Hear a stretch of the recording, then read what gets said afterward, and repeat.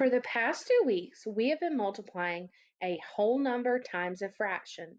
In order to multiply a whole number times a fraction, we have to think of the word of, like 1/2 of 8 is 4, or 1/2 of 12 is 6. I'm taking a smaller fractional piece of a whole number. Today we're going to be multiplying a fraction times a fraction. That means I'm taking a smaller fractional piece of a fraction. My answer is going to be much smaller than 1 whole because both of my numbers are smaller than 1 whole. Let's look at this problem on the screen. 4/7 times 5/8.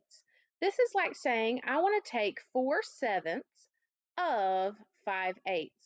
Or I want to make a rectangle with side lengths of 4/7 and 5/8 and find our area.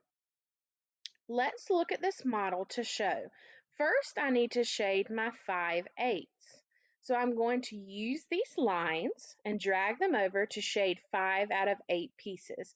If I look at my rows going side to side, I have 1, 2, 3, 4, 5, 6, 7, 8. This box has been split into 8 rows.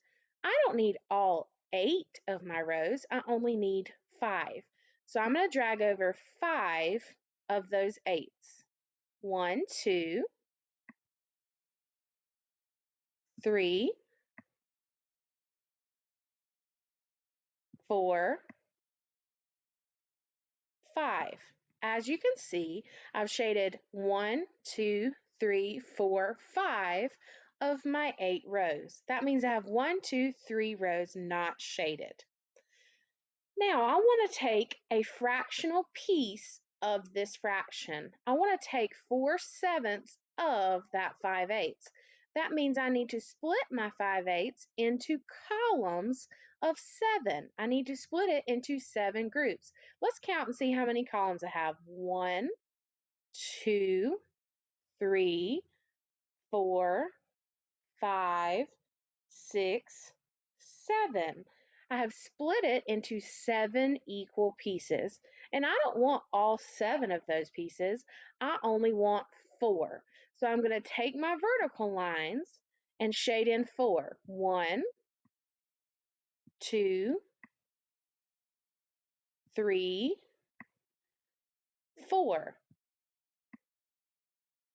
Now I have shaded in 4/7 of my 5/8. Look carefully at where they overlap. Here is 5/8. Here is 4/7. Where they overlap is your answer. This is 4/7 of 5/8. And let's count and see how many pieces there are. There's 1, 2, 3, 4, 5, 6, 7, 8, 9, 10, 11, 12, 13, 14, 15, 16, 17, 18, 19, 20. I have 20 total pieces. That's the number of pieces that I have. So my numerator is 20. I have 20 total pieces. But I wonder what my denominator is because I don't have just 8 rows anymore and I don't have just 7 columns anymore. I've got a lot of little blocks.